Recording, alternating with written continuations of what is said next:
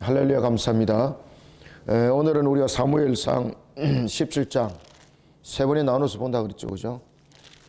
사무엘상 17장 조금 내용이 길고, 그리고 17장의 그 내용 속에서는 이제 그 이스라엘과 블레셋, 그 다음에 다윗과 골리앗, 이런 이제 관계적 측면, 그리고 이제 다윗과 사울과의 관계가 이제 핵심적인 중요한 위치에 놓이게 되는 사건, 이런 부분들이 소개되어지고 있습니다.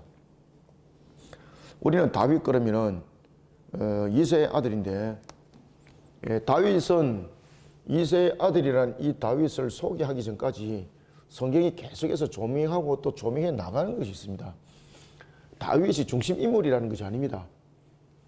다윗이 있기까지, 그리고 다윗 이후에 하나님께서 언약을 어떻게 이어가는가라는 부분을 통해서 이 다윗이 세워지기까지는 그냥 다윗이 17장만 보면은 마치 다윗이 무슨 타고난 뛰어난 어떤 인물인 것처럼 이렇게 부각되어질 수 있고 또 이렇게 논해질 수 있는데 절대 그렇지 않습니다. 그래서 17장에 보면은 다윗의 아버지가 이새인데 그 이새를 통해서 8번째 아들 가운데서 8번째라고 말합니다. 8번째 아들. 그리고 그 이새의 아들들 가운데라고 말하면서 우리가 무엇을 지금 여기서 증명을 해 나가고자 하는가 하면은, 우리가 이제 룻기에, 여러분들 룻기를 잠깐 보십시오. 우리가 사무엘서 이제 넘어오기 전에 우리가 룻기를 이제 공부를 했는데 족보가 있습니다. 4장에 보면은, 자, 4장 18절 이하를 보십시오. 4장 18절 이하에 보면은, 베레스의 계보는 이란이라. 베레스는 헤스론을 낳고 헤스론은 람을 낳고 람은 아비나답을 낳고 아비나답은 나손을 낳고 나손은 살몬을 낳았는데, 이 살몬이 누굽니까, 여러분들요? 살몬이 정탐꾼입니다. 정탐꾼. 여리고성을 정탐했던 여리고성의 2명의 정탐꾼 중에서 한 명이었습니다. 살몬.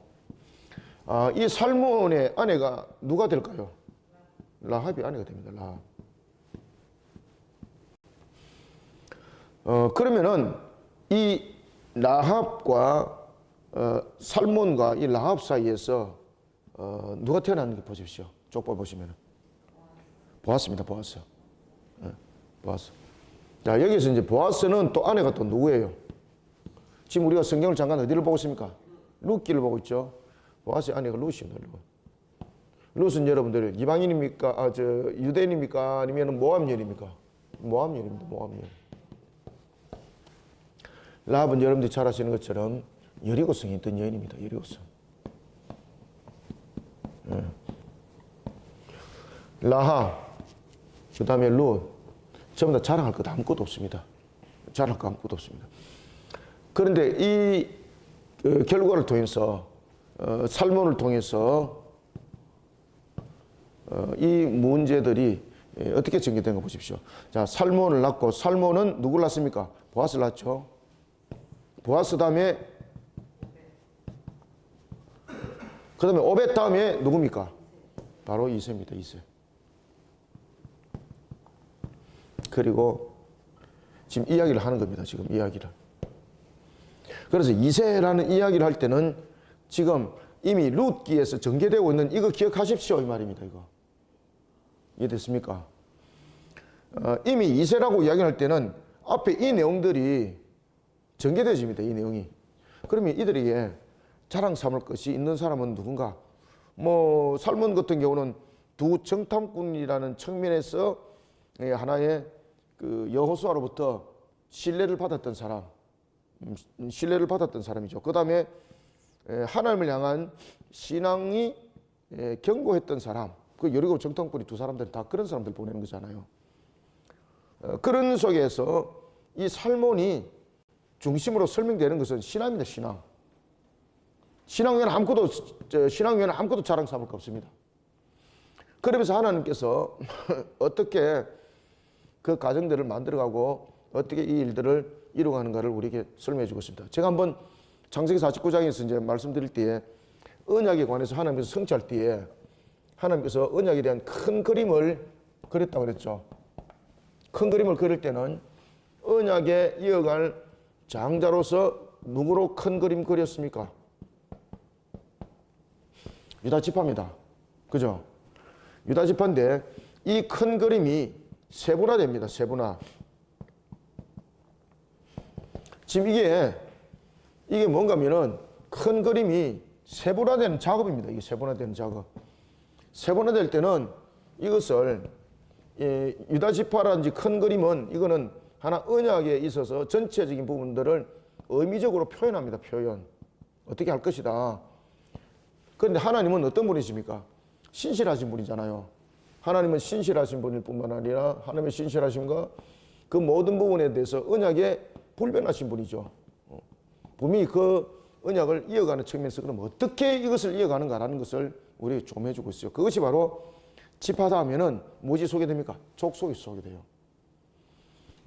지파는 크지 않습니까? 그죠? 이스라엘 우리가 족속, 유다 족속, 그 다음에 아비나답, 족속의 큰 범위로도 설명할 수 있지만은 그 족속이 족장적 부분에서 조금 더 세분화되게 축소되는 경우도 많습니다.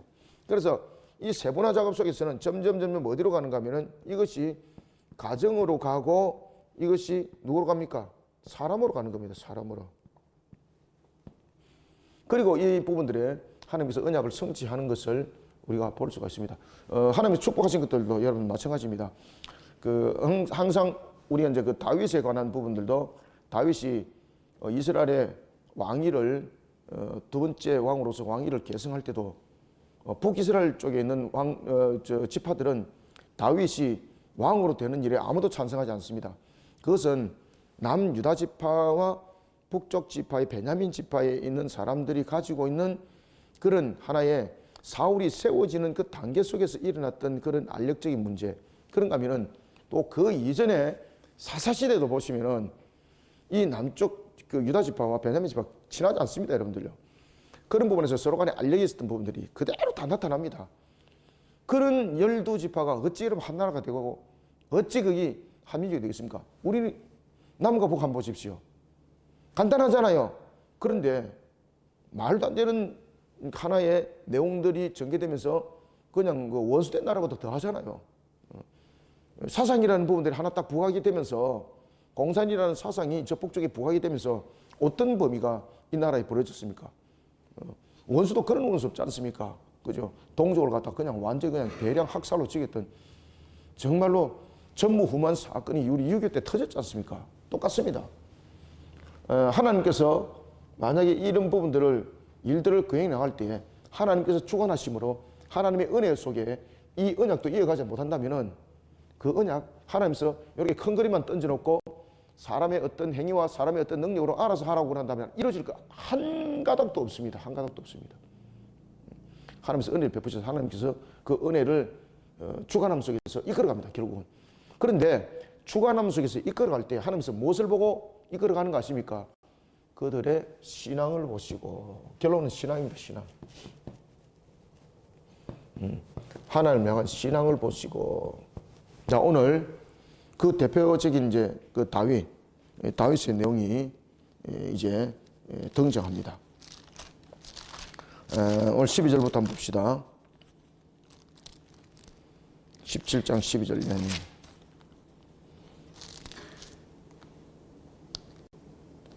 맞나요?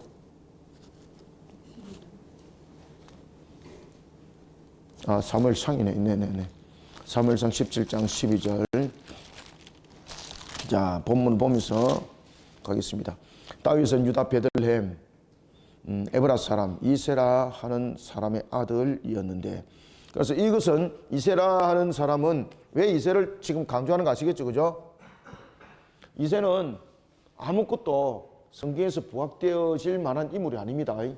그런데 이세를 지금 부각시키고 등장시키는 것은 다윗을 어떻게 하나님께서 그를 이스라엘의 왕으로 삼게 됐는가 라는 부분에 대해서 하나님께서 언약을 성취하는 측면에서의 큰 하나의 유다 지파의 큰 그림이 세분화되어서 지금 이렇게 이제 실행되어져 나타났는데 그 다윗의 신앙이 엮어져 있다는 것입니다. 그러면 이세는 등장시켜서 무엇을 설명하고 싶을까요? 살몬과 보아스와 오벳을 설명하는데 살몬을 통해서는 누구를 지금 보게 하는 겁니까?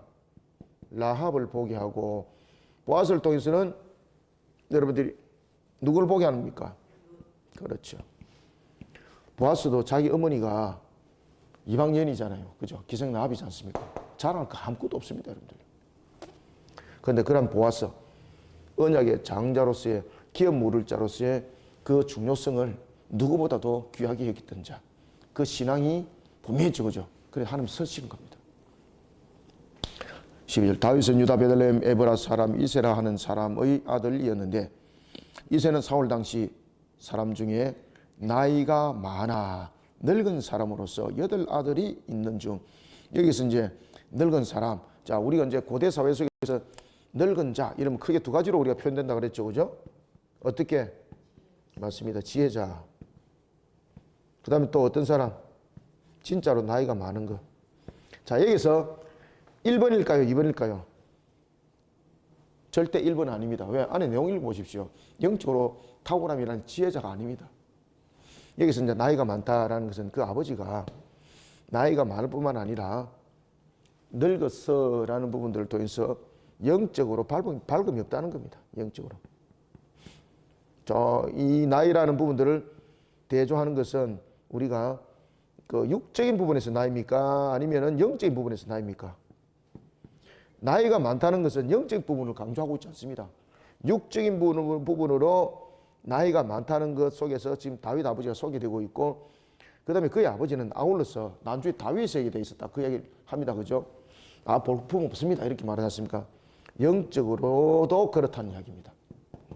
그때 다윗의 아버지가 어느 정도 나이가 됐을까? 여기서 늙었다라는 것은 그 당시에 이제 사람들의 어떤 평균 나이, 어떤 이런 부분들로서 볼 때에 뭐 80이 되고 90이 되고 이런 나이가 아니고, 우리가 이제 역추적을 했어. 여러 가지 상황들을 통해서 역추적을 해서 이제 보면은 분명히 나이가 60세 이상 된 것은 맞는 것 같아요. 그런데 60대라고 보시면 돼요, 여러분들. 앞을 추적하고 뒤를 추적하고 역사적 부분에서 뭐 다윗 나이하고 다 이제 추적해 보면은요, 연도수를 비교해서 이제 추적해 보면은 이 이세가 그 당시에 늙었고라고 말할 때 이때 나이가 60대 정도, 60대라 이렇게 보시면 됩니다. 60대.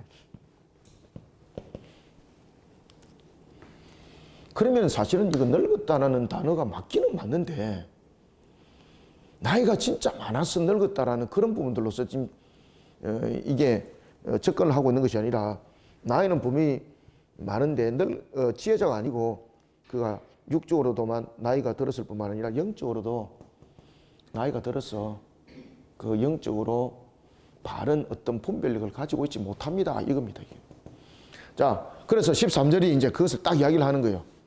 자, 13절. 그 장성한 세 아들은 사울을 따라 싸움에 나갔으니, 싸움에 나간 세 아들의 이름은 장자 엘리압이요, 그 다음은 아비나답이요, 셋째는 삼마며.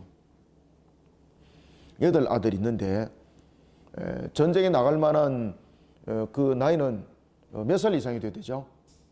20살 이상. 그래서 제가 역추적을 해보면은 나이가 60대 정도다 이래 보시면 된다 이 말이에요. 전쟁에 나갈 만한 성인은 이 남자 20세 이상, 50세 이상, 50세 미만의 이제 장정들이 대체로 이제 구성되어 있지 않습니까? 그럼 여기서 세 아들만 전쟁에 참여했다는 것은 다른 아들들은 나이가 그 밑에 또래 이렇게 돼 있다는 이야기죠. 그런데 여기서 또 우리가 주시해야 될 것은, 성경 여기서는 안 나타납니다만은 그 어떤 기록에는 이새가 다윗을 놓을 때는 다른 그 아내를 얻어서 뭐 출산했다 뭐 이런 뭐 기록도 뭐 적지 않아 있습니다. 그냥 그것은 뭐 여기가 야사 부분들이니까 그냥 참고만 하고 넘어가겠습니다. 그 장성한 세 아들은 사울을 따라 싸움에 나갔으니, 싸움에 나간 세 아들의 이름은 장자 엘리압이요, 그 다음은 아비나답이요, 삼마며. 다윗은 막내라. 장성한 세 사람은 사울을 따랐고, 다윗은 사울에게서 왕래하며 베들레헴에서 그의 아버지 양을 칠 때에, 자 여기서 지금 다윗이 사울에게서 지금 왕래하고 있죠. 어떤 일들로 왕래하고 있습니까? 수금을 타면서 다윗이 사울이 악신이 들었을 때 가서 그러한 하나의 쉽게 말하면은 이 마귀를 쫓아내는 악기를 쫓아내는 그러한 역할로서 쓰임 받았던 거죠. 그러니까 늘 상주했던 것은 아니라는 이야기예요. 그렇게 해서 왕래하며라고 말합니다. 왕궁에 상주하지는 않았지만 당시에 사울이 필요할 때 그의 곁에 있었다라는 것입니다. 그래서 왜 여러분들 이것을 이야기를 하고 있는가 하면은 나중에 골리앗과의 싸움에 나갈 때에 성경에 보면은 마치 사울이 다윗을 처음 보는 것처럼 이야기하고 막 그렇게 하는 것처럼 우리가 들려져요. 그 내용은 뒤에 가서 말씀드리겠습니다만 절대 그런 내용이 아닙니다. 네가 그것을 어떻게 감당을 할 수 있겠느냐라는 부분들과 그 다음에 다윗이 골리앗을 이기고 난 뒤에 그의 집안이 어디인가를 다시 한 번 더 묻고 있는 것은 처음에 악신을 쫓으러 왔을 때 쓰임 받았을 때는 다윗의 신분에 대해서 그에 관심이 없었어요. 그의 역할에 대해서 그는 하나의 수종드는 자로서 받아들였고 이제는 보니까 그가 보통 사람이 아닌 거예요. 그렇기 때문에 보다 더 그 신분을 그 위치를 그 확인을 해보고자 그렇게 질문을 던지고 확인하는 장면들이에요. 전혀 다윗을 모르는 것처럼 묻고 이런 내용이 아닙니다. 어떤 분들이 뭐 그렇게 앞과 뒤가 이렇게 안 맞아요 이렇게 질문이 한번 왔어. 그래서 제가 절대 그런 것이 아니고 이것은 전부 다 상황적 측면에서 연결되는 건데 이것이 우리가 분리하여서 이것을 판단하고 있는데 그것이 아닙니다. 그 당시의 상황들은 처음에는 다윗에 대해서 그에 관심을 가지지 않는 상태에서 수용들겠지만은 이 골리앗의 이 사건 이후는 다윗의 부분에 대해서 여러 가지 신변에 조사를 해야 될 내용도 있고 그래서 그것을 확인하는 장면들이다 이렇게 이제 보시면 되겠습니다. 그러면 전부 다 연결이 됩니다. 17절 그래서 15절 16절 다시 읽읍시다. 다윗은 사울에게로 왕래하며 베들레헴에서 그의 아버지의 양을 칠 때에 그 블레셋 사람이 40일을 조숙으로 나와서 몸을 나타내었더라. 자, 여기서 지금 강조되는 것이 40일이죠. 그죠? 40일. 자, 여러분들. 이제 우리가 창세기도 보면은 40일, 홍수 심판과 관계 있죠. 그죠? 그 다음에 우리가 이제 출애굽기 가면은 모세의 금식 사건, 이런 부분들이 40일과 연결되어지고 있는 것입니다. 이런 부분들을 지금 강조하고 있는 것은 지금 이스라엘에게 나타난 블레셋 사람의 모욕적 행위가 말 그대로 마치 하나님께서 이스라엘을 불신 가운데 있는 이스라엘이 광야에 40년을 걸었던 일들이 있었죠. 그죠? 지금 여러분들 잘 아시는 것처럼 광야에 40년 지나고 난 이후에 지금 왕국이라는 것이 지금 세워지는 거잖아요. 따라서 여기서 또한 40일이라는 것은 그들이 이스라엘 백성들이 가나안을 정탐했던 것이 이것이 이제 40일이 40년으로 이 내용들이 전개되는 거지 않습니까? 그래서 이런 부분이 지금 골리앗에게 등장하고 있는 것은 지금 이스라엘의 신앙적 부분들을 지금 되물어 보는 겁니다. 홍수 심판이 일어난 것이 무엇입니까? 모세가 금식하면서 하나님의 말씀을 부여잡았던 문제들, 그 다음에 가나안에 대한 이런 40일의 정탐이었지만은 그들은 결국은 불신앙 속에서 하나님을 불신하게 되었던 속에 40년 광야 걸어왔던 것들, 이런 것들을 함께 40일이라는 이 블레셋 사람이 나타나서 조롱하는 40일을 통해서 지금 이런 부분들의 하나의 울타리를 함께 형성하면서 누구를 바라보는 겁니까? 지금 이스라엘의 신앙이 어떤가 보라는 겁니다. 이스라엘의 신앙이. 이스라엘의 신앙이 하나님을 향한 온전한 모습이 되지 못하고 있다는 것을 40일이라는 40일을 조석이라는 것은 밤낮으로 나타났다 이 말이지 않습니까? 그럼 얼마나 자존심이 상해요. 그죠? 40일을 조석으로. 그러니까 이스라엘에 대한 블레셋이 마치 이스라엘 백성들이 불신앙 속에서 40년을 광야를 걸어왔던 그 가장 원인의 출발점이 무엇이겠습니까? 하나님을 향한 불신앙. 그러면 이 블레셋 사람이 40조야를 통해서 나타나가지고 지금 이스라엘 조롱하는 거잖아요. 왜 그렇게 했다는 이야기입니까? 지금 이스라엘 상태가 어떻다는 겁니까? 신앙의 불신앙. 지금 이 부분들을 통해서 강조하고 있는 것은 이스라엘이 하나님을 향한 신앙이 얼만큼 온전하지 못하고 있는가를 40일 동안 조롱당하는 것을 통해서 지금 마치 40년의 광야, 가나안에 그들이 정탐했던 40일의 정탐, 그 다음에 홍수 사건들, 이런 것들이 전부 다 불신앙 속에서 나타났던 사건들이잖아요. 이것을 보게 하는 거예요, 이것을. 그러면서 다윗을 등장시키는 겁니다.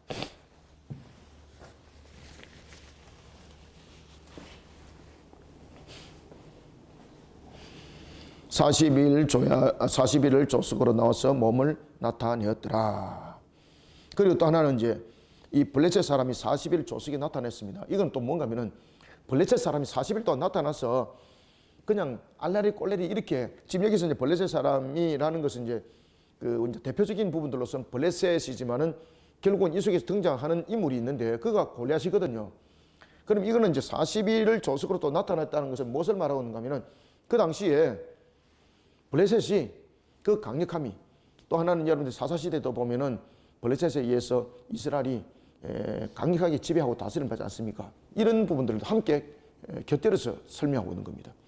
따라서 이 부분들은 이스라엘의 불신앙과 함께 블레셋이 40년간 통치하고 이스라엘을 다스리고 압박하는 그러한 사건이 앞으로 등장할 것이라는 겁니다. 자, 여러분들 사울이 왕이 됩니다.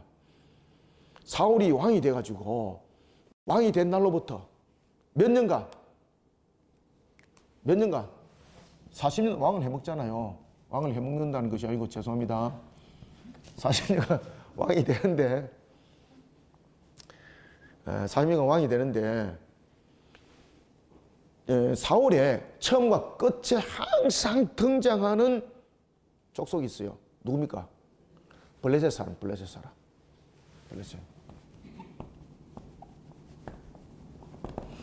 사울이 처음 등장했을 때도 블레셋에 의해서 굉장히 괴로움을 당하죠. 그죠? 그러한 블레셋을 하나님께서 자신의 아들 요나단을 통해서 물리치게 했지만은 결국은 사울의 승리가 안 하잖아요. 나중에 자기 승리인 것처럼 말이지 만들어가고 뭐 이래 했지만은 결국은 그에게 승리는 없었습니다. 그러니까 그의 40년 이 부분들은 나중에 이제 뒤에 가면은 사무엘의 이제 하에 이렇게 이제 그 내용 속에서도 이제 우리가 이제 그 사무엘상 끝에 이제 보면은 31절에 보면 31장에 보면은 31장 1절 블레셋 사람이 이스라엘을 침해 이스라엘 사람이 블레셋 사람들 앞에서 도망하여 길보아 산에서 엎드려 죽으니라. 누가 엎드려 죽습니까? 사울. 그래 이 40은 무엇을 이야기를 하고 있는가 하면은 사울이 40년 동안 이스라엘을 다스리고 있으면서 가장 괴롭힘을 당했던 것이 바로 블레셋이었고 그 블레셋에 지배를 당하고 있었다는 뜻입니다. 지금 이런 부분들을 함께 설명을 하면서 불신앙이라는 것을 대표적으로 이렇게 여러 각도적인 측면에서 지금 40일이 설명하고 있습니다. 17절 이새가 그의 아들 다윗에게 이르되 지금 네 형들을 위하여 이 볶은 곡식 한 에바와 이 떡 10덩어리를 가지고 진영으로 속히 가서 네 형들에게 주고. 그 당시에 사울이 이스라엘을 이끌어갈 때에 국고가 여유롭지 못했습니다. 그래서 여러분들이 보시면은 왜 그 사울이 이 아말렉과의 그 전투 속에서도 아말렉에 대해서 아각을 살려뒀죠, 그죠? 그 살려둔 이유도 보면은 그 자신의 어떤 권위와 자신의 위치를 더 높이는 것도 있겠지만은 아각이 밀실적 측면에서 무언가를 제시를 했겠죠. 검은 보화 뭐 이런 것들 있지 않습니까? 왜냐면은 사울이 나라라는 조직을 이끄는 데 있어서 국고가 굉장히 부족했습니다. 그러다 보니까 같이 그 싸움에 앞장섰고 싸움에 참여했던 그 군사들이 전리품을 하나도 못 차게 되면은 그 군사들에 대한 전리품을 국고에서 주든지 해야 되는데 줄 만한 것이 없어요. 그래서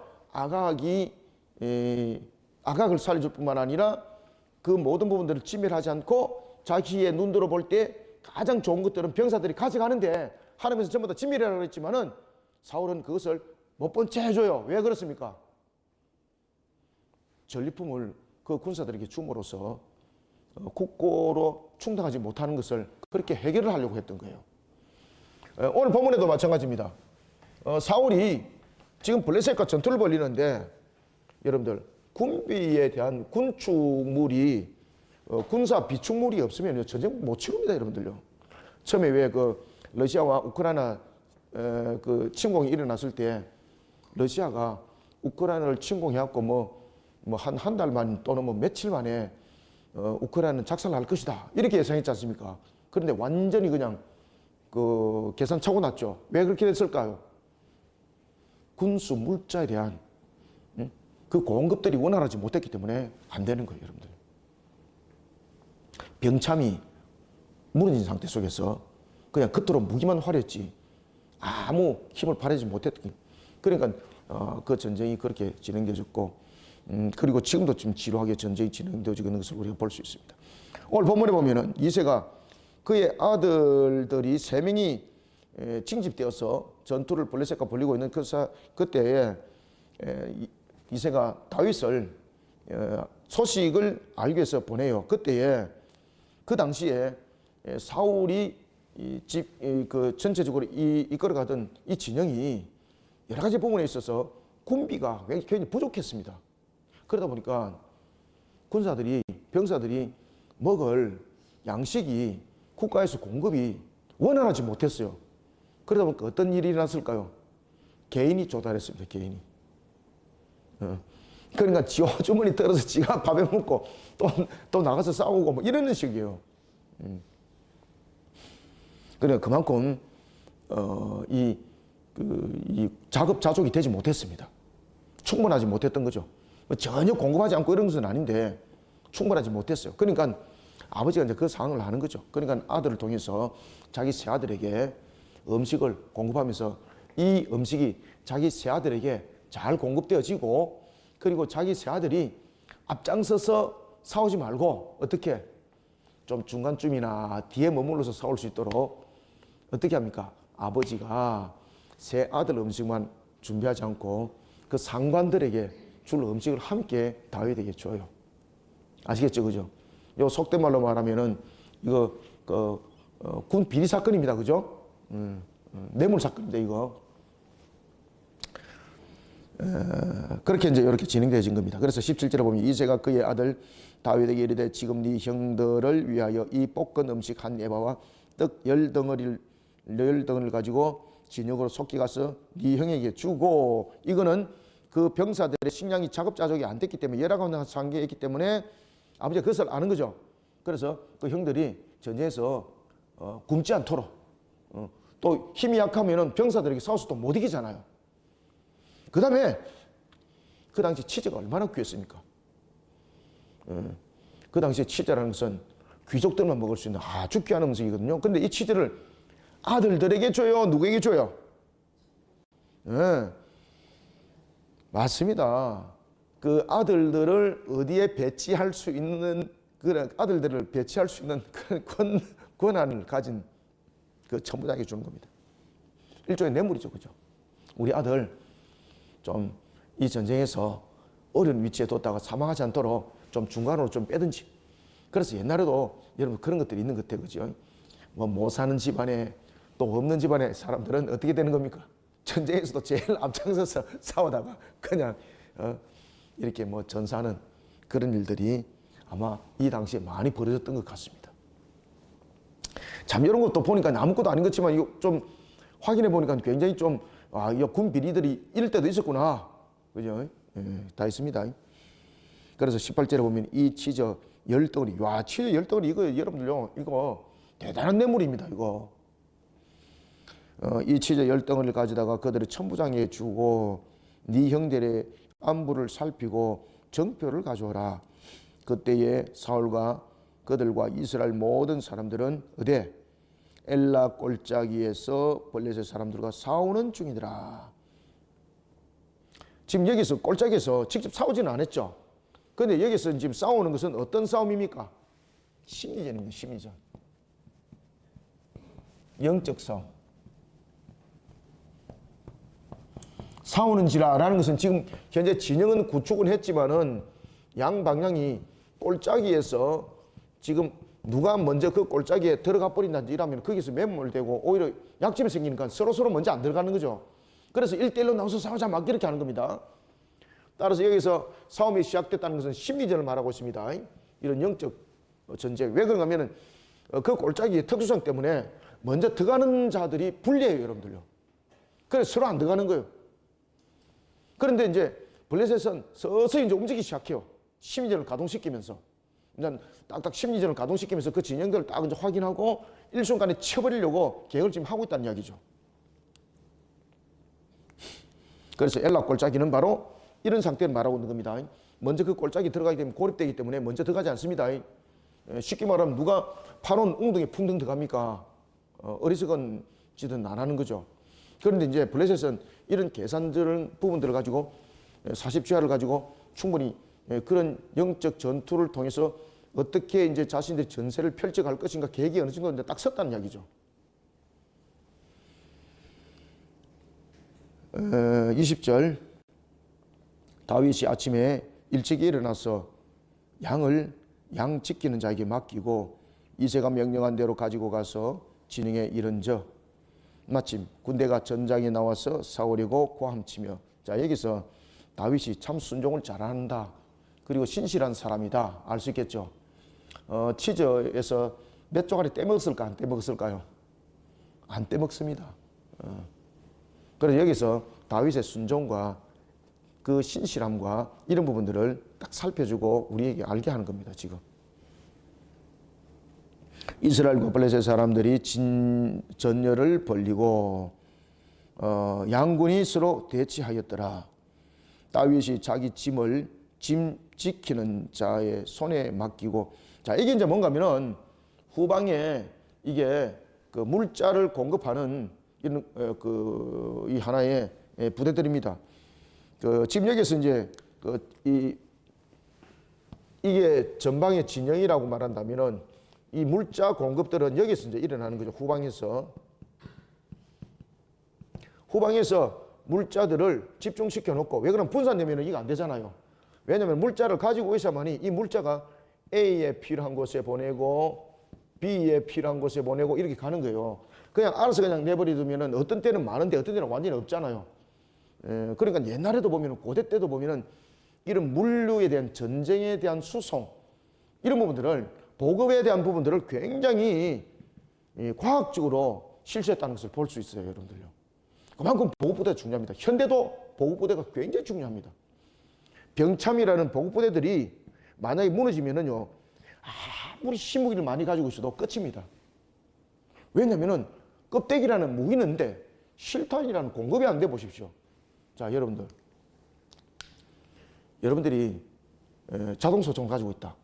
탄창이 있는데 탄알이 없다. 이 가지고 손들어 이러면 손들 사람 어디 있습니까? 처음에는 놀래가지고 손 던지면 나중에 보면 빈통인데 손들어 이러면 짝대기 가지고 그냥 때리면 짝대기 드는 사람이 그냥 이긴다니까. 그냥 예를 들어서 핵미사일 가지고 있다. 껍데기는 핵미사일이에요. 안에는 핵도 없고 폭격도 없고 아무것도 없어요.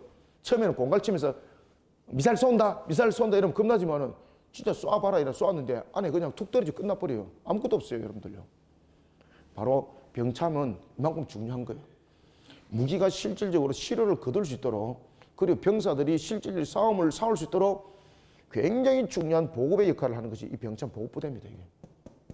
이거는 고대 전투뿐만 아니라 현대 전투에서도 굉장히 중요한 역할입니다. 이게. 우리는 무슨 전쟁이 일어나고 이러면 특수부대 요원들 몇 명만 있으면 전쟁 다 이기는 줄 알고 있는데 절대 착각하지 마시기 바랍니다. 야, 그러고 보면 참 이런 보급에 대한 그런 전략 정책도 잘 펼친 것 같아요. 그러나 그럼에도 불구하고 신앙이 없으니까 안 되는 겁니다. 다윗이 22절에 보면 자기 짐을 짐 지키는 자 어디입니까? 후방에 있는 보급부대에게 짐을 맡기고 간 겁니다. 지금 이해됐습니까? 여기다 후방에 있는 보급부대에다 맡기고 진영에 자기 형들을 찾아간 거예요. 이게. 다윗이 자기 짐을 짐 지키는 자, 짐 지키는 자가 누구라고요? 후방의 보급부대. 짐 지키는 자의 손에 맡기고 군대로 달려가서 형들에게 문안하고 그들과 함께 말할 때에 마침 블레셋 사람의 싸움 도우는 가드 사람 누굽니까? 골리앗입니다. 골리앗이라는 자가 그 전열에서 나와서 전과 같은 말을 하며 다윗이 들으니라. 이스라엘 모든 사람이 그 사람을 보고 심히 두려워하여 그 앞에서 도망하며. 왜 도망했겠습니까? 키만 해도 얼마나 겠습니까? 그는 3m 육박을 하는데 완전 무장을 했다 그랬죠. 그 정도 치밀했다 그랬죠. 그 다음에 뭐 어저저저 이랬다 안 했을까요? 아주 난립했어요, 여러분들요. 그러니까 한도 그 앞에 그림자에도 비치지 않으려고 그러는 거예요, 여러분들요. 그래서 도망하였더라 말입니다. 그들과 함께 말할 때 마침 블레셋 사람의 싸움 돕는 가드 사람 골리앗이라는 자가 그 전열에서 나와서 전과 같은 말을 하며 다윗이 들으니라. 이스라엘 모든 사람이 그 사람을 보고 심히 두려워하여 그 앞에서 도망하며. 왜 도망하겠습니까? 도망 안 하면 산다 죽는다. 죽는다. 왜? 눈에 보이기만 해도 죽는다. 왜? 골리앗이 무기를 무엇을 가지고 있었습니까? 지난주 했잖아요. 그 창만 있었나요? 단창 있었잖아요. 단창. 그냥 행동이 느려가지고 이게 아니에요. 아주 민첩하기 때문에 싹 뽑아서 팡. 그러니까 명중률도 높다 낮다. 아주 높다는 거예요. 그러니까 골리앗이 눈에 띄기만 하면 죽기 때문에 그의 그림자조차도 나타나면 도망가 뻗다는 이 말입니다. 그래서 이런 부분들은 그저 단순하게 골리앗이 덩치 큰 것으로만 여러분 자꾸 우리가 조명하고 있거든요. 절대 그렇지 않습니다. 그의 무기를 잘 보시면은 그 무기를 잘 썼다는 이야기는 그만큼 거기에 대해서 훈련이 많이 되어 있었고 거기에 대해서 정확했다는 이야기죠. 그래서 단창을 즐겨 사용했기 때문에 단창과 그리고 창을 가지고 나가는 거예요. 단창이라는 것은 거리가 멀리 있는 것을 이렇게 던져서 잡는 역할을 했기 때문에 골리앗은 창을 던지는데 능하다는 이야기예요. 그냥 막 힘으로 막 윽박 지르고 뭐 이런 그 거인이 아닙니다, 여러분들요. 창도 막 아주 사용을 잘했지만은 단창을 아주 사용을 잘했다는 거죠. 자기가 아주 사용을 잘하는 무기를 온몸에 무장을 하고 다녔던 골리앗에게 눈에 띄우면 어떻게 될까요? 바로 적사. 아, 여러분들 이 골리앗에 대해 설명해 주는데 감각들이 없으시네. 참. 내가 골리앗이라는 영화를 한번 만들면 좋겠네. 그래서 도망했습니다. 왜? 눈에 띄면 죽으니까. 그 정도로 이들은 하나님을 향한 신앙은 땅바닥이라는 이야기입니다. 땅바닥. 25절 이스라엘 사람들이 이르되 너희가 이 올라온 사람을 보았느냐? 참으로 이스라엘에 모욕하러 왔도다. 그를 죽이는 사람은 왕이 많은 재물로 부하게 하고 그의 딸을 그에게 주고 그 아버지의 집을 이스라엘 중에서 세금을 면제하게 하시리라. 자, 세 가지죠. 자, 여기서 첫 번째는 무엇을 많은 재물을 줄 것을.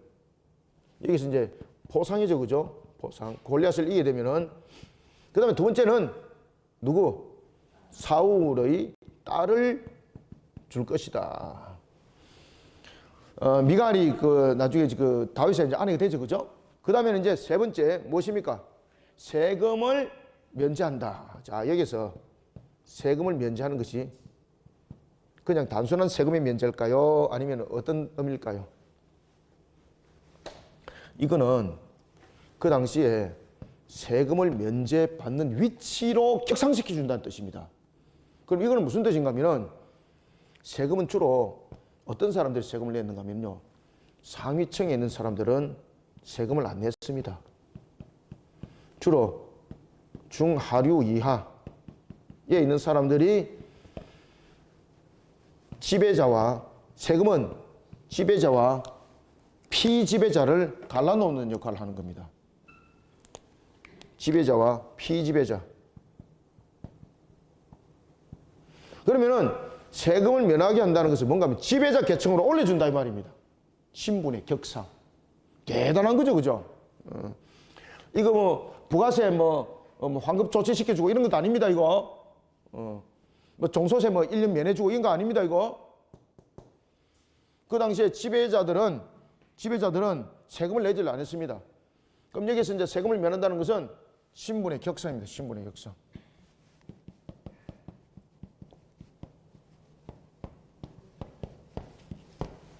그러니까 이게 혜택이 장난이 아닌 겁니다, 이게. 그냥 이것을 그냥 세금을 면제해준다 그러니까 막 부가세 10% 내는 것 같다가 뭐 한 해 유예를 해주고 뭐 이런 정도로 생각하고 있는데 안 그렇습니다, 여러분들요. 그 정도 같으면은 이게 보상이라는 것으로서 효과가 없습니다, 이거. 신분의 격상입니다, 신분의 격상. 속된 말로 하면은 종의 위치가 있을지라도 고귀한 하나의 귀족이 되게 만들어주겠다는 겁니다. 그런 신분의 격상. 그러니까 보상이 되는 거죠. 골렛이 누굽니까? 골렛 앞에 그냥 뭐 예를 들어서 뭐 부가세 조금 면해주고 종소세 면해주고 이런 것으로 예를 들고 생긴 것 들고 여러분 골렛 앞에 싸울 정신 나간 사람들 어디 있습니까? 정신병원에 가고 물어봐도 거짓 안 합니다, 여러분들요. 그런데 이것은 뭔가 하면 신분의 상승을 말해주고 있습니다. 신분 상승. 26절 다윗이 곁에 서 있는 사람들에게 말하여 이르되 이 블레셋 사람을 죽여 이스라엘의 치욕을 제거하는 사람에게는 어떤 대우를 하겠느냐. 이 할례받지 않은 블레셋 사람이 누구이기에 살아계시는 하나님의 군대를 모욕하겠느냐. 자, 여기서 지금 다윗은 이 세 가지의 이 보상에 대한 효과, 보상에 대한 이 효과를 자신이 얻기 위해서 지금 골리앗에게 나선 것이 아니라는 겁니다. 자신은 하나님을 향한 신앙 속에 하나님을 모욕하고 이스라엘을 치욕에 이르게 한 이 골리앗을 용납할 수 없다는 겁니다. 그러니까 여기서 이제 다윗이 등장하는 것은 신앙으로 골리앗 앞에 지금 맞서기 시작했다는 겁니다. 이때에 제일 먼저 나타났던 반응, 누가 반응이 나타나겠습니까? 지금 이게 다윗이 이렇게 골리앗 앞에 섰다는 것이 이제 사람들에게 막 소문이 나기 시작합니다. 소문이 나기 시작해서 왕에게도 들리십니다. 사울이 들었습니다. 이야, 그런 장수가, 그런 군이 우리 진영에 있단 말이냐? 나에게 데려와봐. 그 데려왔는데 딱 가니까 누구였더라? 자신에게 수금을 털던 다윗이었습니다. 그러니까 기가 찬 거예요. 자기는 골리앗 앞에 누군가가 맞서겠다는 건 소문 들었을 때 그냥 골리앗이 막 버금가는 그런 사람인 줄 알고 막 기대를 엄청 했거든요. 그런데 떡 나오는데 철랑철랑 되고 노는데 누구였습니까? 자신이 옆에 앉아서 수금을 털는 다윗이었습니다. 그러니까 사울이 마음이 무너지는 겁니다. 그것이 이제 뒤에 이제 나타나는 거예요, 이게. 다윗이 곁에 서 있는 사람들에게 이르되 이 블레셋 사람을 죽여 이스라엘의 치욕을 제거하는 사람에게는 어떠한 대우를 하겠느냐. 자, 여기서 이것은 대우를 받기 위한 것이 아니라 자신은 그 대우를 받지 않더라도 골리앗과 싸운다 안 싸운다? 싸운다는 겁니다. 그 이유는 무엇입니까? 이스라엘을 치욕 가운데 머물게 하였고 하나님을 모독했던 그 하나님을 향한 하나님의 이름을 망령되이 일컫는 그런 부분도 큰 죄라 그랬지만 하나님의 이름을 모욕되게 했지 않습니까? 용서받지 못한다는 거죠. 그러니까 여호와 이름으로 심판하겠다는 겁니다. 이 할례받지 않은 블레셋 사람이 누구를 지금 하나님의 군대를 모욕하겠느냐. 백성이 전과 같이 말하여 이르되 그를 죽이는 사람에게는 이러이러하게 하시리라 하니라. 28절 큰 형 엘리압이 다윗이 사람들에게 하는 말을 들은지라. 자, 사울뿐만 아니라 그의 형제들도 이제 그 이야기를 들었죠, 그죠? 그리고 이제 다윗이 자신의 형을 찾아왔을 때 자신의 형이 얼마나 혼을 냅니까, 그죠? 내가 이런 소문을 들었는데 너 왜 여기서 헛된 짓 하고 있냐? 빨리 집 안 가라. 여기가 놀이터냐? 뭐라 했다 이 말입니다. 그죠? 그가 다윗에게 노를 바라여 이르되 네가 어찌하여 이리로 내려왔느냐? 들에 있는 양들을 누구에게 맡겼느냐? 나는 네 교만과 네 마음의 완악함을 아노니 네가 전쟁을 구경하러 왔도다. 여기에서 이제 완악함, 뭐 어떤 교만함 이런 부분들은 다른 표현으로 말하기보다는 다윗의 지금 골리앗을 향한 그 모습을 형들이 그렇게 지금 본다는 이야기입니다. 쉽게 말하면 형들은 이 부분들을 편견적 측면에서의 교만으로 봤고 편견적 측면에서의 완악함이라고 지금 설명하는 거죠. 원래 다윗이 교만과 완악함이 아닙니다. 지금 여기서 형들이 다윗을 향해서 교만이라는 단어를 썼고 완악함이라는 단어를 쓴 것은 어디서 나타났습니까?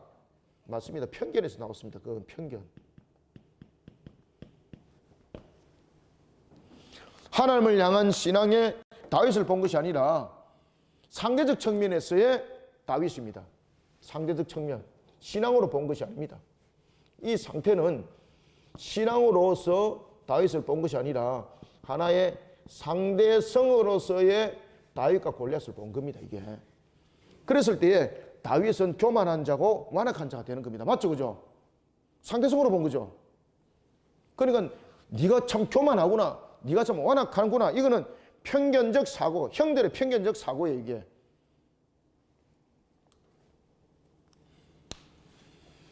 네가 전쟁을 구경하러 왔도다. 다윗이 이르되 내가 무엇을 하였나이까?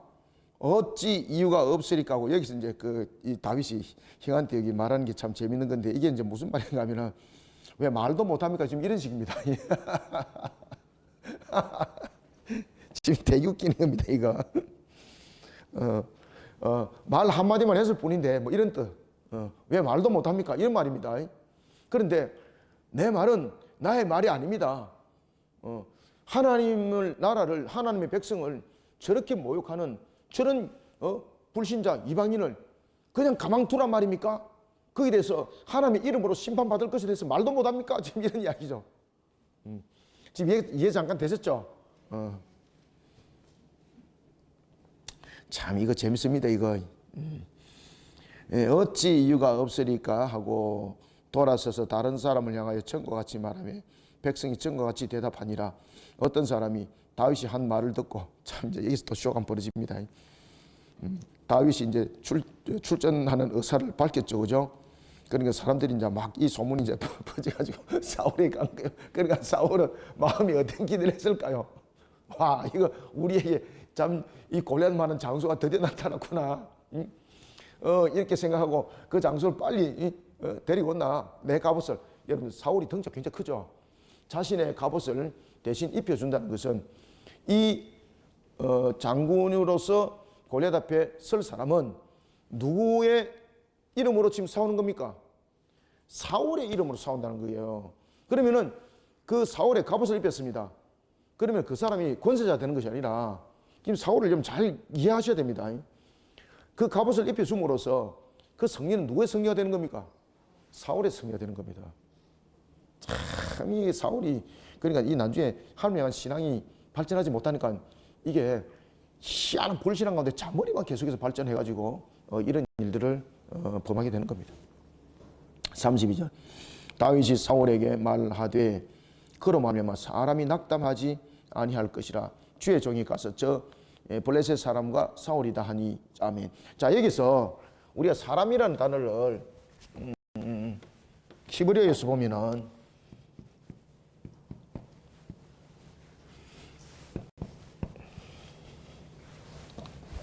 두 가지로 쓰는데,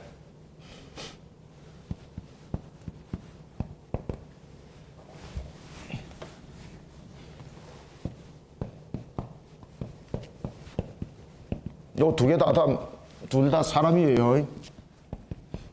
이 사람을 뜻합니다. 여기서 이 시는 일반적 사람, 일반적으로서 표현할 때, 그 다음에 이 아담이라는 이 표현은 일반적 사람 표현이 아닙니다. 일반적 표현이보다는 인류를 대체로 표현할 때, 만약에 이것을 이제 구별해서 사올 때는 이렇게 일반적 사람을 표현할 때는 유시라는 단어를 쓰고, 그 다음에 인류를 표현할 때는 유시라는 단어를 안 써요. 어떤 단어를 쓸까요? 아담 써요. 아담. 아시겠죠? 그죠? 자, 그러면은 이 본문에 32절에 보면은 다윗이 사울에게 말할 때 그로 말미암아 사람이라고 말했을 때 어떤 단어를 썼을까요? 유시를 썼을까? 아담을 썼을까요? 아담을 썼습니다. 아담. 참고하시기 바랍니다. 그래서 여기서 지금 강조하고 있는 것은 뭔가 하면은 하나님을 대적하는 이 블레셋 사람 다윗을 지금 하나의 마귀의 편에서 하나님의 나라를 공격하고 하나님의 나라를 무너뜨리는 그런 두 대칭구도적 측면에서 지금 설명하고 있는 거예요. 이게 다윗이 사울에게 말하되 그로 말미암아 사람이 낙담하지 말 것이라 주의 종이 가서 저 블레셋 사람과 싸우리다 하니 세상적인 능력으로서는 이길 수 없죠. 그 강력함 못 이기지만은 지금 다윗은 누구의 눈으로 지금 다윗은 사울을 블레셋의 골리앗을 바라봅니까? 하나님의 이름으로, 하나님의 신앙으로, 하나님의 관점으로, 신앙으로 말입니다. 신앙으로.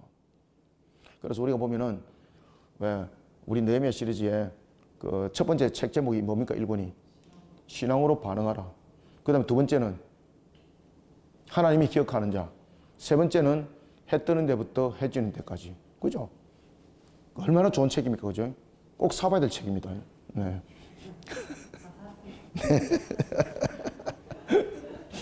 여기 이제 계신 분들은 다 샀네, 그죠? 네. 이제 방송 들으시는 분 다 사야 됩니다, 그 책. 네. 어디 판다고요? 맞습니다. 교보문고에도 팔고, 알라딘에도 팔고, 그 다음에 네이버에도 팔고, 뭐 쿠팡에도 주문해도 됩니다. 뭐 이런데, 다양한 부분에서 책을 구매를 하시면 됩니다. 세트로 구매를 하면은 또 서비스가 또 가지, 그죠? 네, 서비스로 가는 것도 있습니다. 참고하시기 바랍니다. 이 복음입니다. 자, 33절. 사울이 다윗에게 이르되 네가 가서 블레셋 사람과 싸울 수 없으니. 그러니까 사울이 이제 다윗을 보고 마음이 무너지는 거. 처음에는 얼마나 마음이 기대감이 갔겠습니까? 그죠? 이 웃을 일 아닌데 참 웃음이 나죠, 그죠? 사울이 처음에 막 기대했다가 다윗을 딱 보니까 저 어디서 봤는데 저 어디서 봤는데 딱 보니까 다윗인 거예요. 그러니까 마음이 얼마나 무너지겠어, 그죠? 야, 너의 대상이 아니야. 너의 대상이 아니야. 그러니까 다윗이 뭐를 쓴 이야기를 해요? 신앙의 간증을 해요, 간증. 여러분들 이런 간증을 분명히 가지시길 바랍니다. 너는 소년이요. 그는 어려서부터 용사임이라. 니는 뭐라는 이야기입니까? 니는 내가 내 옆에서 팅가팅가한 거. 나 이것밖에 니 더 있나? 니 지금 정신 차리라. 지금 이 말이죠. 그때 다윗이 간증하는 거 보십시오. 다윗이 사울에게 말하되 주의 종이 아버지의 양을 지킬 때에 사자나 곰이 와서 양떼에서 새끼를 물어가면 내가 따라가서 그것을 치고 그 입에서 새끼를 건져내었고 그것이 일어나 나를 해치고자 하면 내가 그 수염을 잡고 그것을 쳐주겠나이다. 와, 여기서 수염은 여기 나는 이런 수염이 아닙니다. 털입니다. 털을 말합니다. 여러분 사자 수염 잡으면 큰일 납니다. 여기서 수염이라는 것은 참고로 뭡니까? 털이에요. 그러면은 누가 그렇게 칠 수 있도록 능력 줬다는 이야기입니까? 그렇지. 지금 여기에 다윗은 자기를 자랑하지 자기 자신을 자랑하는 것이 아니라 지금 하나님을 부각시키는 겁니다. 하나님을. 이 간증 속에 그래서 그가 사자와 곰에게로부터 새끼를 찾았고 그리고 또한 따라가서 수염을 잡아 쳐죽이고라는 것은 그가 그만큼 능력이 있고 탁월하고 이런 부분들이 아닙니다. 그 정도로 외모가 되어 있으면은 사울이 보는 순간 그래 너는 맞아. 내가 생각했던 바로 그구나 이렇게 말해야 되는 거예요. 지금 여러분들 사울이 볼 때 다윗은 굉장히 왜소하고 어리죠, 그죠? 그런데 그렇게 왜소하고 어린 그가 사자와 곰을 물리치고 또한 그것을 쳐주겠다는 거죠. 이건 무엇을 말하고 있습니까? 하나님께서 그에게 곰을 쳐 죽일 때 여러분 보십시오. 자, 맞짱 뜨자. 이렇게 해서 맞짱 떠서 물리치겠습니까? 하나님께서 어떤 한 과정을 통해서 웅덩이를 파괴한다든지, 그죠? 또는 여러 가지 보지 않는 옆 측면에서 공격을 한다든지 이런 식으로 하나님께서 지혜를 능력과 함께 줬다는 이야기입니다. 그런 다윗, 지금 이것을 지금 함께 담아내고 있는 거예요. 그러니까 결국은 악한 대적들을 물리칠 때도 골리앗을 물리칠 때도 그와 같다는 거죠. 정면으로 대하면 자기는 못 이긴다는 거 맞다는 거죠. 근데 하나님이 주시는 지혜와 하나님이 주시는 그 능력이라는 그 신앙으로 나서면은 사자를 물리친 것 같이, 곰을 물리친 것 같이 동일한 역사 일어난다, 안 일어난다? 일어나니 하나님을 향한 믿음을 가지십시오. 와, 왕에게 복음 전하고 있습니다. 그죠? 예, 왕이 복음 전하고 있습니다.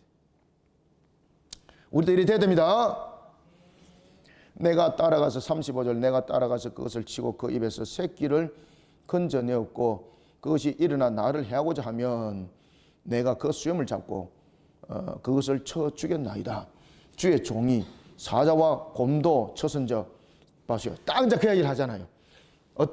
누가 함께 읽습니다. 시작. 살아 계시는 하나님의 군대를 모욕한 이 할례받지 않은 블레셋 사람 이리까 그가 그 짐승의 하나와 같이 되리다. 아멘. 그러면은 이 골리앗과 싸움에서 누가 도우신다는 겁니까? 하나님이.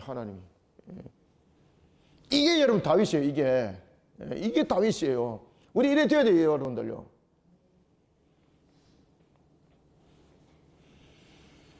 (37절) 또 다윗이 이르되 여호와께서 36절 했죠? 네네. 또 다윗이 이르되 여호와께서 나를 사자의 발톱과 곰의 발톱에서 건져내셨은즉 보세요. 하나님께서 여호와께서 그렇게 하셨다는 겁니다. 건져내셨은즉 나를 이 블레셋 사람의 손에서도 건져내시리다. 블레셋 사람과의 싸움, 이 싸움은 여호와가 반드시 이기게 하시는 여호와의 싸움이라는 거죠. 자, 이때 이제 사울 보십시오. 사울이 다윗에게 이르되 가라. 여기에 가라는 것은 그래 내가 너 믿는다 이게 아니죠. 그냥 가라. 그러면 다윗은 살아온다 못 살아온다. 여기서 사울은 다윗이 살아올 확률을 0%로 보는 겁니다. 0%. 그래 알았다. 가라. 참. 여기서 이제 기가 막힌 것은 이제 골리앗을 이기고 난 뒤에 사울이 다윗을 봤을 때와 그 이후의 모습들이 완전히 달라진다는 겁니다.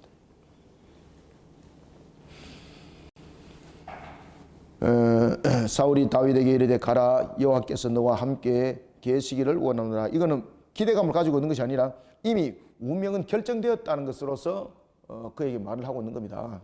살아서 못 돌아온다는 거죠 이거. 그래서 사울이 이왕이면은 그러면 나의 군복을 입고 나가라 라고 이렇게 말하지만은 다윗이 그 군복이 몸에 맞지 않는 겁니다. 그리고 그 군복을 다 벗어버립니다. 이것은 무엇을 의미를 하고 있는가 하면은 세상의 어떤 화려한 방법과 세상의 어떠한 수단과 그 여건들도 우리가 주님의 신앙을 먼저 앞세우지 않은 상태 속에서는 어떤 휘장을 어떤 화려함과 어떤 방어막을 형성해도 그것은 오히려 짐이 된다는 겁니다. 아시겠죠? 그래서 높은 지위, 철저한 것 이런 부분들이 중요한 것이 아닙니다. 항상 신앙으로 먼저 무장하는 그 무장이 그 영적 무장이 대단하다는 겁니다. 이에 봅시다. 어디 했죠? 38절. 예. 이에 사울이 자기 군복을 다윗에게 입히고 노투구를 그의 머리에 씌우고 또 그의 갑옷을 입히매 다윗이 칼을 군복 위에 차고는 익숙하지 못하므로 시험적으로 걸어보다가 사울에게 말하되 익숙하지 못하니 이것을 입고 가지 못하겠나이다 하고 벗고 손에 무엇을 듭니까? 말도 안 되는 막대기. 손에 막대기를 가지고 시내 쓰는 매끄러운 돌 몇 개? 5. 이거 정신 나간 사람이잖아요. 이거 가지고 골리앗 앞에 나서겠다니 왕이 봤을 때 어떤 생각이 들었겠습니까? 아이고 얘 이거 시체대 갖고 오겠구만 이거.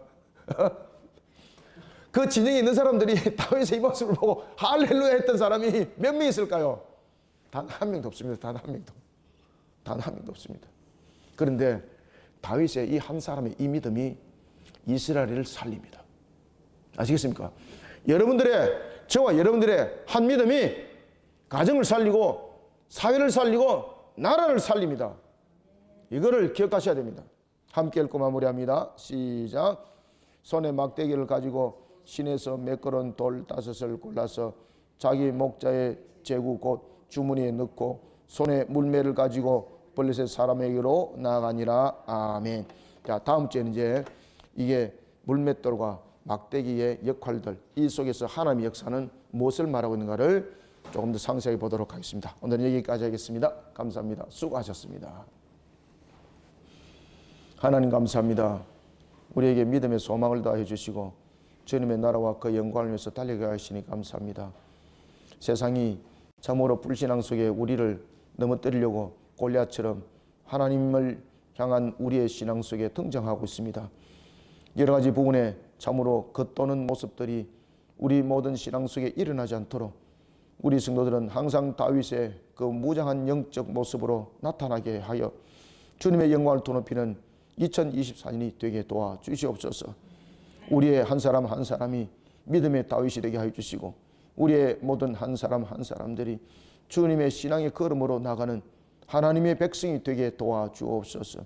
그라여서 세속과 속에 빠져있는 세상을 신앙으로 이기게 도와주시고 이러한 속에 또한 우리 모든 성도들은 합력하여 동력을 이루어 주님의 영광의 공동체를 훌륭하게 만들어가고 세워나가는 2024년이 되길 원합니다. 이런 속에 우리 성도들이 행하는 걸음도 여정도 주께서 감람나무, 무화과나무, 포도나무의 축복으로 결실맺게 하시고 은혜의 풍성함으로 또한 하나님 영광 받으시옵소서. 오늘도 주신 말씀으로 우리 모든 성도들에게 은혜의 결실이 풍성히 맺혀지길 소망하며 예수님의 이름으로 기도드립나이다. 아멘.